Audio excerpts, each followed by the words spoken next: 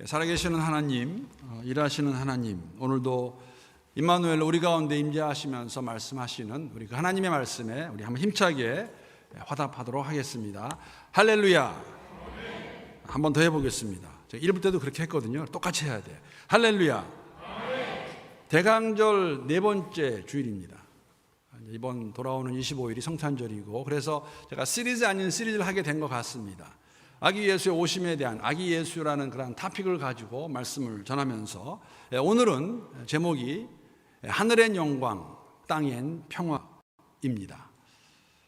한번 저 따라해 보시기 바랍니다. 하영, 땅, 평. 아직 세 분이 안 하셨어요. 다시 한번 하겠습니다. 하영, 땅, 평. 하늘엔 영광, 땅엔 평화. 요새 젊은 사람들이 많이 이렇게 줄여서 하는 그러한 방법이라고 말할 수 있겠는데, 특히 여러분 MZ세대라고 있습니다. MZ세대 아시는지 모르겠어요. MZ세대라는 것은 MZ세대라는 것은 1980년대 초부터 2000년대 초까지 출생한 그 밀레니얼 세대라고 말하죠. 그 세대와 1990년대 중반부터 2000년대 초반에 출생한 Z 세대, 아마도 알파벳의 그 마지막 레터인 Z를 써가지고, 왜냐하면 그 밀레니얼 세대를 Y 세대라고 말했거든요. 그래서 일반적으로 MZ 세대라고 하게 되면 10대 후반에서 30대 초반까지 청장년의 사람들을 가리킵니다. 인터넷 너무너무 잘하고, 또 휴대폰 갖고 저 같은 경우만 해도 제 딸들이 하는 거 보게 되면 저는 그냥 기본적인 것만 하는 것 같아요. 그냥 보고만 있지 특별히 하는 건 없어요. 보는 것만 있고. 요새는 또 그런 말 나옵니다. 메타버스라는 말 나옵니다. 메타버스 그러죠. 메타라는 단어와 유니버스 합쳐가지고, 지금은 모르셔도 괜찮아요. 근데 조금 지나면 당황스러우실 거예요. 저도 조금은 당황스럽습니다. 메타버스에 대해서 무슨 의미일까? 이러한 MZ세대를 대표하는 성향이 여러 가지가 있는데, 그 중에 하나가 뭐냐면은, 이 MZ세대는 집단보다는, 공동체보다는 개인의 행복을 아주 많이 중요시합니다. 누가 뭐래도 내가 움직여야 되는, 또 말씀드린 대로 정말 많이 쓰는 그 신조어 이렇게 많이 씁니다. 제가 한 두 가지만 나눌 텐데, 이거 모르시면 여러분들 라떼 되세요. 라떼라는 말 아시죠? 요새 라떼를 저도 처음에 들었을 때는 한 몇 개월 전에 라떼가 뭐지? 라떼는 다른 게 아니라, 제가 호주 멜번에 와서 정말 깨닫게 된 거, 미국 커피 맛없다. 그걸 제가 깨달았습니다. 처음에는 저는 스타벅스가 정말 좋은 줄 알았는데 그게 아니더라고요. 우리 특히 멜번 지역의 라떼 맛은 정말 좋은데, 그 라떼가 아니라, 그렇죠? 보통 우리가 좀 나이 드신 분들을, 젊은 사람들이 그런 말을 하긴 해요. 좀 비하긴 하지만 좀 꼰대 같다. 그걸 좀 이렇게 비꼬아서 하는 말인데, 여러분 그 나이 드신 분들이, 저도 제가 그렇다는 걸 깨달았어요. 언제? 우리 딸들하고 얘기할 때. 아빠 때는 말이야, 아빠는 이랬어. 그래서 나 때는 라고 하는 게 이제 좀 오래되신 분들의 어떤 그 성향인데, 거기서 나 때를 가져와서 라떼 하면은 저 라떼 하시네, 라떼시네 저분. 그러면은 특별히 좋은 의미는 아니에요. 저는 제 스스로 내가 라떼라고 말하고 있지만 그러한 거라든지. 다른 거 하나는, 이거는 하나만 더 잠깐 제가 하영, 땅 평했으니까, 그렇죠? 하늘의 영광. 제가 하면서도 제가 잘 이해 안 돼요. 제가 이거는, 물론 여러분 이러한 신조어는 정말 인사이더가 아니면 알 수 없어요. 근데 젊은이들이 너무 많이 쓰니까. 근데 제가 이 신조어는, 이건 보면서 제 아내 생각이 갑자기 났습니다. 제 아내가 저한테 이런 마음이 아닐까. 혹시 여러분 고답이라는 단어 들어보셨어요? 고답. 이거 줄임말이에요. 고답. 고답이라는 말은 아마 많은 아내분들이 공감할 수 있을 것 같아요. 남편을 향해서 고구마를 먹은 것처럼 답답함을 표현할 때 쓰는 말. 고답. 그래서 그냥 남편들 앞에서 그러는데, 고답이야, 고답. 여기까지 왔는데, 그러면 어떤 분들은, 만약에 신조어 아시는 분들은 그럴 거예요. 이거 TMI. 이런 것까지 too much information. 목사님이 강단에서 신조어까지 말할 필요가 있을까? 그런 분 계시면서 속으로는 저거 TMI인데, TMI 맞습니다. 정신 차리고 제가 본문 내용으로 돌아갑니다. 계속해서 오늘도 아기 오심에 대한 토픽을 가지고 말씀을 나눕니다. 여러분 3주 전에 물론 기억이 안 나시겠지만 대강절 첫 번째 주일을 맞이해서 마태복음 1장에 나와 있는 요셉에게 나타난 천사의 그 내용 기록을 가지고 제가 예수 그리스도의 오심이라는 제목으로 말씀을 나누었습니다. 우리가 함께 하시기 위해서 임마누엘로 오신 그리스도 예수, 그분이 우리의 구세주이시고 우리의 주인이십니다. 우리는 이미 오신 예수를 믿고 있는 사람들이라고 우리가 고백을 합니다. 그러면 우리에게 주어지는 도전의 삶은 우리가 바로 깨달아야 되는 것은 다시 오시겠다는 그 약속의 말씀을 우리가 얼마나 바로 믿고 살아가고 있는가. 그래서 말씀을 드렸습니다. 두 번째, 2주 전에는 누가복음의 말씀. 만약에 마태복음의 기록이 제가 이렇게 말씀을 드렸어요. 요셉의 관점에서 기록한 내용이라면 누가복음에 나와 있는 예수님의 수태고지의 내용은 마리아의 입장에서 그러한 관점에서 기록한 것이 아닐까. 그래서 제가 그 누가복음 2주 전에 그 본문을 가지고 제목을 뭐라고 했냐면 하나님께는 불가능한 것이 없습니다. 하나님이시기에 예수님이시기에 이 땅에 오실 수 있었습니다. 마리아가 성령으로 잉태되어서 아기를 낳을 수 있었습니다. 예수를 낳을 수 있었죠. 하나님의 은혜를 입은 자라고 말씀을 드렸습니다. 오늘 여러분과 제가 예수가 나의 구세주라 고백한다면 우리는 분명히 하나님의 은혜를 입은 자들입니다. 여러분 아멘이십니까? 우리에게 은혜를 주셨어요. 우리가 잘나서 우리가 받을만 해서 내가 똑똑해서 가정 환경이 좋아서가 아니라 우리를 은혜를 주셔서 하나님을 알게 하셨고 예수를 구세주로 영접할 수 있는 그런 복을 주신 것이죠. 그리고 지난주에는 동방에서 온 박사들의 내용을 가지고 말씀을 나누었습니다. 여러분 지난주는 그래도 한 주 전이니까 혹시 제목이 기억이 나세요? 안 나셔도 괜찮아요. 제가 바라고 물어본 건 아니었습니다. 아실 거를. 성탄절에 만나야 될 분, 그리스도 예수. 저 먼 동방에 있는 박사들이 별을 따라서 팔레스타인까지 왔고 그 팔레스타인에 온 그들은 예수님을 만나게 됩니다. 성탄절입니다. 그런데 제가 그런 말씀 드렸어요. 그 동방의 박사들이 그 먼 곳을 떠날 적에 그냥 오지 않았습니다. 어떻게 옵니까? 보배 합을 준비해서 왔습니다. 베들레헴에 가서 예루살렘에 가서 우리 예수 만나러 가지 뭐 좀 사가야겠다 그러지 않았어요. 준비해서 왔습니다. 그래서 제가 어떻게 말씀드렸냐면 다시 말씀드리면 우리는 이미 오신 아기 예수 그리스도 그분을 믿고 이 여정을 걸어가는 사람들입니다. 우리에게 주어지는 우리에게 보여주는 별은 다시 오시겠다 말씀하신 그 약속의 별입니다. 그 약속의 별을 우리가 쫓아가고 있습니다. 다시 오실 예수 그리스도 그분을 따라가는 삶이 어떻게 돼야 될까? 동방의 박사들이 보배합을 준비해서 온 것 같이 우리의 삶 역시 보배합을 준비해서 이 여정을 걸어가는 것이 맞다는 것이죠. 그러한 삶의 모습이 다시 오실 예수를 기다리는 삶의 모습이 아닐까 생각합니다. 오늘은 네 번째 본문의 말씀 가지고 제목이 하영 땅 평이었죠. 하늘의 영광 땅의 평화. 그런데 이 제목은 제가 만들어낸 건 아니에요. 다 아시겠지만 오늘 본문 말씀 보게 되면 13절, 14절 말씀 우리 한번 이 두 구절은 세 번역으로 제가 올려놨는데 우리 한번 함께 한 목소리로 읽어보도록 하겠습니다. 읽겠습니다. 시작. 갑자기 그 천사와 더불어 많은 하늘 군대가 나타나서 하나님을 찬양하여 말하였다. 더없이 높은 곳에서는 하나님께 영광이요 땅에서는 주님께서 좋아하시는 사람들에게 평화로다. 세 번역에서는 개정에서는 지극히 높은 곳이라고 번역한 그것을 더없이 높은 곳, 그렇죠? 지존하신 하나님의 보좌가 있는 하늘에서는 하나님께는 영광이요 땅에 있는 우리에게는 평화라고 천군 천사가 선포하는 내용입니다. 사랑하는 성도 여러분, 예수님께서 만약에 마리아의 몸을 통해 탄생하셨는데 탄생하신 곳이 왕궁이었다면 아니면 왕으로 오신 하나님의 아버지시니까 왕자라고 말할 수 있겠죠. 왕자가 태어날 만한 그러한 궁전과 같이 좋은 시설이 갖추어진 곳이었다면 어떠했을까요? 우리가 알고 있는 것은 예수님이 태어난 곳은 사실 우리 가운데서도 언젠가 한번 제가 말씀을 드린 것 같은데 예수님의 탄생과 같은 그러한 birth 하신 분이 아무도 안 계세요. 말이나 소가 있는 그 위에 오신 분이 그리스도 예수이십니다. 아주 형편없는 초라한 탄생이었습니다.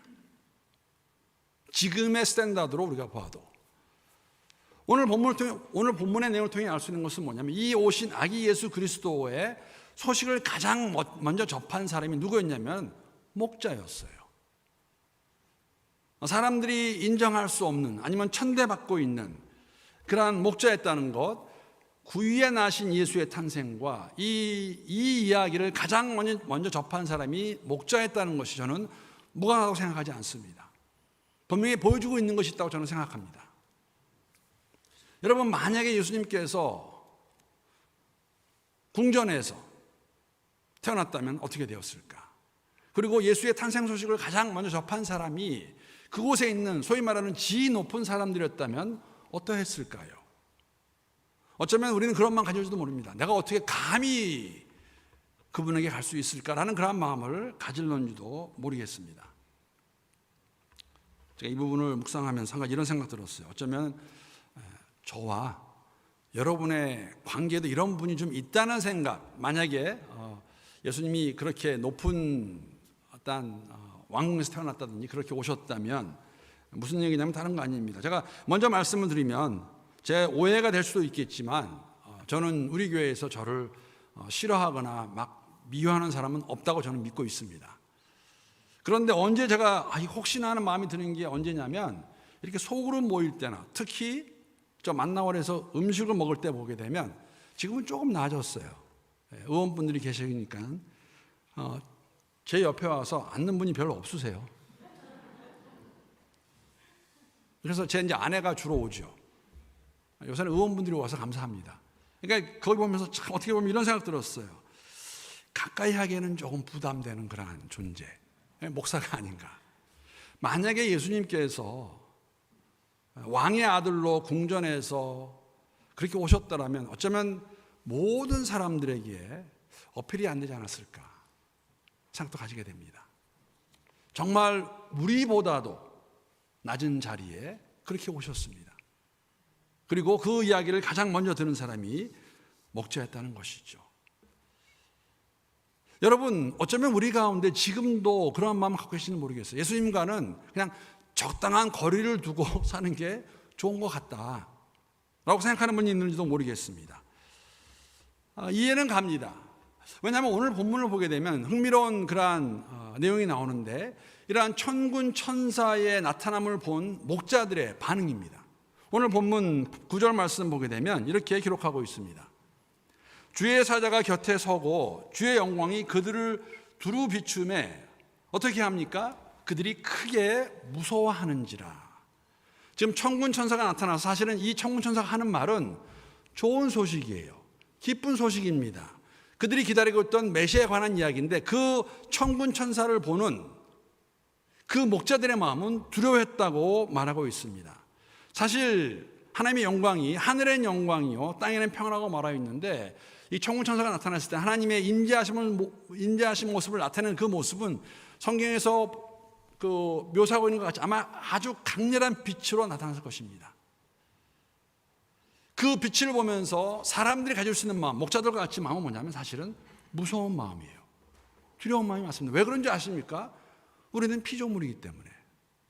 하나님을 본다는 자체가 있을 수 없는 일이죠. 여러분, 그런데 이렇게 나타난 천군 천사, 오늘 본문에 나타난 천군 천사뿐만 아니라 사실 마리아도 동일한 반응을 보였습니다.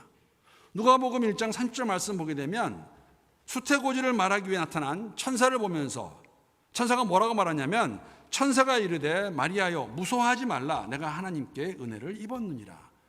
무서워하지 말라고 말씀하는 그게 마리아가 그거를 보였는지 마음을 느꼈는지 모르겠지만 천사는 알고 있었죠. 천사 가브리엘은 알고 있었습니다. 마리아야 두려워하지 말라. 왜? 은혜를 입었다고 말하고 있습니다. 역시 무서워한 것이죠. 사실은 말씀드린 대로 우리는 피조물이기 때문에 하나님 앞에 선다는 그 자체가 사실 두려운 일이 맞습니다. 설 수 있는 오직 유일한 방법이 있다면 사실 하나님의 은혜입니다. 왜 무서워했을까? 천사도 아니 마리아도 목자들도 무엇이 그들로 하여금 그렇게 무서움을 가지게 하였을까? 한 번도 경험하지 못한 그러한 일을 그들이 경험한 것이죠. 여러분 생각해 보세요. 마리아의 두려움 우리 충분히 이해가 되지 않습니까? 남자를 모르는 그 여자 처녀의 몸에 그 처녀가 아들을 가진다는 거, 그리고 그것을 알려주는 천사를 보면서 어떤 마음을 가질 수 있겠습니까? 그날도 동일하게 동일한 장소에서 아마도 그곳에서 목자들은 양떼를 치고 있었을 것입니다. 갑자기 큰 빛이 나타납니다. 두려워하는 마음이 당연한 것이죠. 우리 역시 동일하다고 생각합니다. 우리가 어떻게 하나님 앞에 갈 수가 있을까? 그러나 그러한 그들에게 천사가 무엇이라고 말합니까? 무서워하지 말라고 말합니다. 마리아에게는 은혜를 입은 자라고 말해 주었습니다. 그럼 왜 무서워하지 말까? 무엇 때문에? 오늘 본문 10절, 11절 말씀 보게 되면 그 이유를 말해주고 있죠. 나타난 이유를 말해주고 있습니다. 10절, 11절 말씀 보게 되면 천사가 이르되 무서워하지 말라. 내가 온 백성에게 미칠 큰 기쁨의 좋은 소식을 너희에게 전하노라. 오늘 다윗의 동네 너희를 위하여, 그 나머지 부분 함께 읽겠습니다. 시작. 구주가 나셨으니 곧 그리스도 주시니라. 구세주가 나셨으니 곧 그리스도 예수임을 그들에게 말씀해 줍니다. 선포합니다. 여러분, 좋은 소식이에요. 복된 소식입니다. 그들이 그토록 기다려왔던 메시아가 오신 것을 말씀해 주고 오늘 우리에게도 좋은 소식 아닌가요? 하나님을 알 수 있다고 말해주는 그 예수 안에서 좋은 소식 아닌가요? 그런데 어떨 때는 소식이 너무 좋으면 It's too good to be true. 그래서 못 믿는 성향도 있어요. 저는 이거를 여러분 중국에서 경험해 봤습니다. 여러분도 경험해 보셨을 거예요. 제가 지난주에 말씀 나누면서 그런 얘기 드렸던 것 같아요. 중국의 젊은이들에게, 특히 대학생들에게 복음을 전하면 사실 복음이기 때문에, 그리스도 예수에 가는 것이기 때문에 힘이 있습니다. 그래서 그 복음이 좋은 소식으로 오는데 그걸 받아들이지 못하는, 예수를 자신들의 구세주로 받지 못하는 이유 중 하나가 무엇이냐면, 예수를 믿게 되면 말씀드렸잖아요. 당원이 될 수 없기 때문에, 즉 잃을 것이 많아서 그것을 알고 있기 때문에 막 고민하다가 예수 믿는 것 포기하는 사람도 있습니다. 동시에 어떤 것도 보았냐면 예수가 필요 없는 분들이 있으시더라고요. 저를 중국어 가르쳤던 교수분이 한 분 계세요. 그분 성함이 짜오 나오셨는데, 짜오는 한국말로 조씨입니다. 조 교수님이세요. 조씨 교수님. 그런데 그분 제가 복음을 전하려고 어떻게 했었냐면, 사실 제가 어떻게 했냐면 그분한테 그 튜터를 제가 받았어요. 튜터를 받는 가운데 제가 뭐를 가지고 와서 저한테 가르쳐달라고 그랬냐면은 성경을 가지고 가서 읽어달라고 그러고 제가 쫓아가고 이렇게 했는데, 이분 나중에 사실은 복음을 받아들이지 못하시더라고요. 왜냐하면 예수가 필요 없으세요. 근데 그분 정말 그런 분들 있죠. 우리 법 없이도 살 수 있는 분, 그러한 분이었기 때문에 그렇게 복음을 전해도 그 필요를 못 느끼시는 거예요. 어쩌면 예수 안에서 우리가 하나님을 알 수 있다, 관계가 회복된다, 창조주 하나님, 그 소식이 너무 좋아서 아직 마음에 와닿지 않는지도 모르겠습니다. 어쩌면 여러분, 아직 내가 이 땅에서 원하는 것이 참 많이 있어서 그것이 더 좋은 소식이지, 이 소식은 나중에 좀 믿어도 되는 것이 아닐까, 그런 마음이 있는지도 모르겠습니다. 이러한 이야기입니다. 여러분, 이 목자라는 직업은 사실은 제가 이 예수님 당시에 목자가 어떤 직업이었나 에서 쓴 글을 제가 읽은 적이 있습니다. 거기서 3D로 이 목자의 직업을 설명합니다. 어떻게 설명하냐면은, 목자의 직업은 difficult하다, dangerous하다, 그리고 dirty하다. 그렇죠? 왜 difficult 할까요? 밤중에 가서 한밤중에 일을 해야 돼요. 왜 dangerous 할까? 그 양떼들을 지켜야 되는 맹수들로부터 힘든 일입니다. 어려운 일이고 위험한 일입니다. 그리고 세 번째 거, 다 공감하실 거, 덜이해요. 냄새 나거든요. 그러면 여러분, 그날도 동일하게 그 한밤중에 양떼를 치고 있던 그 목자들에게 그들이 느낄 수 있는 정말 좋은 소식은 무엇이었을까요? 무엇일 것 같습니까? 뭐 다 아시잖아요. 제일 좋은 거, 오늘 밤은 집에 가서 푹 쉬어라. 누군가가 와서 오늘은 내가 양떼 지켜주겠다. 너 집에 가서 푹 쉬어라. 마찬가지로 우리의 삶 가운데서 내가 잃을 것이 너무 많아서 그렇든지, 아니면 내가 아직도 피부로 느끼지 못해서 그렇든지 이 좋은 소식을 받지 못하고 좋은 소식이 안 될 수 있다는 것이죠. 감사한 것은 오늘 다음에 나오는 본문 말씀 보게 되면 이 목자들이 그 천군 천사의 말을 듣고 예수님을 찾아가서 그 예수님을 만납니다. 마리아 요셉이 예수를 만난 것과 같이, 동방의 박사들이 예수를 만난 것과 같이 이 목자들도 그곳을 떠나서 베들레헴에 가서 아기 예수를 만나게 됩니다. 이 모든 것이 우리가 말하는 것 하나님의 은혜입니다. 은혜를 입은 자들만이 이 예수를 만날 수 있었던 것 우리가 알 수 있습니다. 그럼 오늘 하늘의 영광, 하나님이 원하시는 그 목적을 이루시는 사건이었기 때문에 예수가 오셔서 우리의 죄를 대신해서 죄 없는 분이 궁극적으로 십자가에서 돌아가실 것입니다. 그 하늘의 영광이죠. 우리에겐 평화입니다. 왜? 그 예수 안에서 하나님과 우리의 깨진 관계가 회복되는 사건이기 때문에, 그것을 보여주는 길이기 때문에 우리에게는 평화입니다. 오늘 말씀을 마치면서 이 좋은 소식, 기쁜 소식을 다시 한번 생각할 때, 그러면 우리의 메시아로 오신, 그리스도로 오신 예수님과 나와의 관계는 어떠한 관계일까? 아마 특히 이렇게 세 그룹이 있을 것 같다는 생각을 가져보았습니다. 물론 제가 바라는 것은 마지막 그룹에 속한 우리 멜번 하나님께 성도들이 될 수 있으면 좋겠습니다. 하나는 어떤 관계냐면 별로 그렇게 특별하지 못한 관계에 있는 분들이 있을 것 같습니다. 이유가 무엇이 되었든지 간에 아직까지 예수를 내 자신의 구세주로, 주인으로 받아들이지 못하고 이 여정을 걸어가시는 분들이 계실 것 같습니다. 또 한 부류의 분들은 왕은 왕인 것 같은데, 구세주는 구세주인 것 같은데, 그리고 뭘 원하시는지도 아는 것 같은데 요리조리 피해서 가시는 분들 계세요. 무엇을 원하시는가 알고 있지만 순종하지 않는 그러한 삶의 모습. 물론 우리가 함께 가져야 될 삶의 모습이 있다면 정말 주님과의 친밀한 관계 가운데서 그분이 내 구세주임을, 주인이심을 고백하며 고백에 합당한 삶을 살아가는 것입니다. 이것이, 이러한 삶이 우리에게 주는 하늘에는 영광이요 땅에는 평화가 되겠죠. 오늘 14절 말씀 보게 되면 이렇게 기록하고 있습니다. 14절 말씀을 함께 읽어보겠습니다. 자, 시작.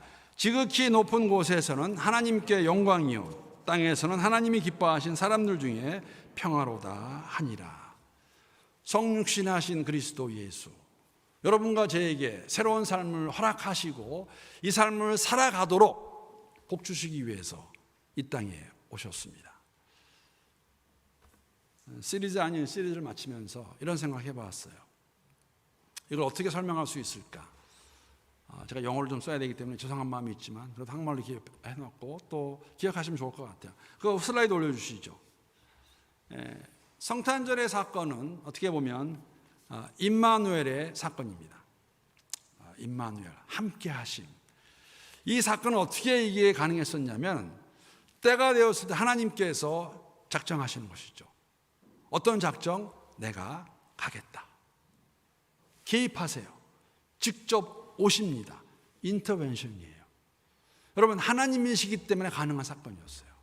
하나님이시니까 인간이 될 수 있었습니다.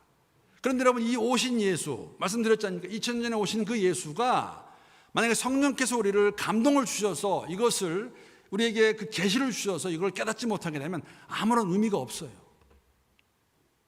인스피레이션, 계시입니다.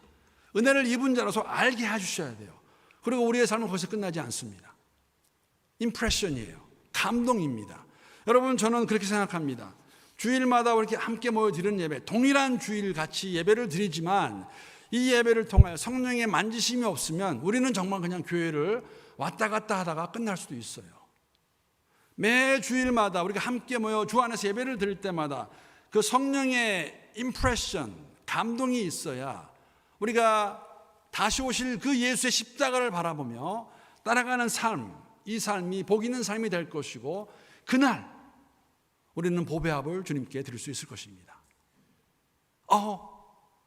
정말 오시는 것을 우리가 기대하며 살아가고 있는가? 그러한 삶, 평화의 왕으로 오셨습니다. 하나님과의 깨진 관계를 회복시켜 주셨습니다. 그러면 그 평화의 왕으로 오신 예수를 주인으로 모시고 살아가는 여러분과 저 교회 안과 밖에서 이 평화를 선포하며 살아내는 우리의 삶, 그러한 믿음의 여정 함께 걸어가는 우리 모두가 될 수 있기를, 그러한 교회가 될 수 있기를 주님의 이름으로 축복합니다.